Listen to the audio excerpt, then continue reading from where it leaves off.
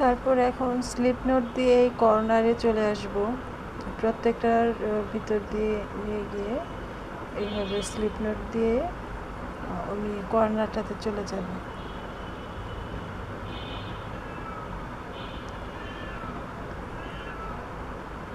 আবারও আরেকটি slip note দিয়ে নিচ্ছে, আরও একটি স্লিপ নোট, আরও একটি স্লিপ নোট দিয়ে আমি কর্নারে চলে আসলাম। এখন আমি এখানে আরও 3টি চেন সমান একটা ডাবল ক্রোশেট আর একটা ডাবল ক্রোশেট তৈরি করব। তারপর এখানে আমি 3টা চেন নিব। 3টা চেন নিয়ে একই স্পেসে আমি আরও 2টি ডাবল ক্রোশেট তৈরি করে দেব।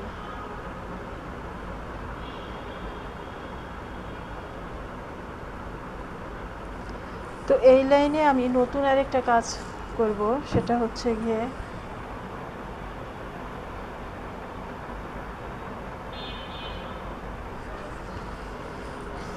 এই যে এখানে যে 2টি চেন আছে, প্রথম চেন এবং দ্বিতীয় চেন, এই 2টি চেন বাদ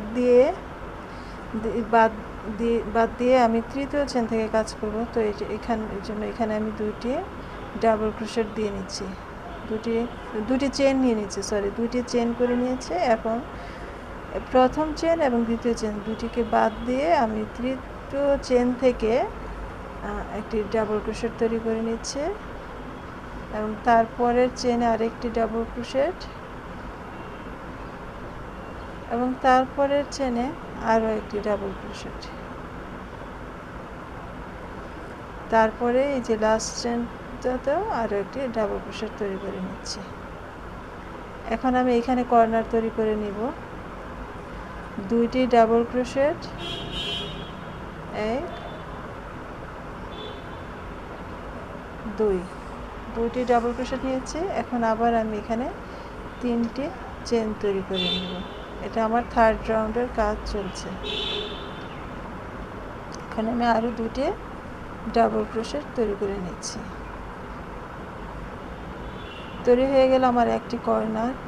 এখন আমি এই যে প্রথম যে 2টি চেন আছে, এই 2টি বাদ দেব, এই ডাবল ক্রোশেটের চেনটা বাদ দেব, এটাও বাদ দেব, দিয়ে এই যে 3rd চেনটা থেকে আমি কাজ শুরু করব।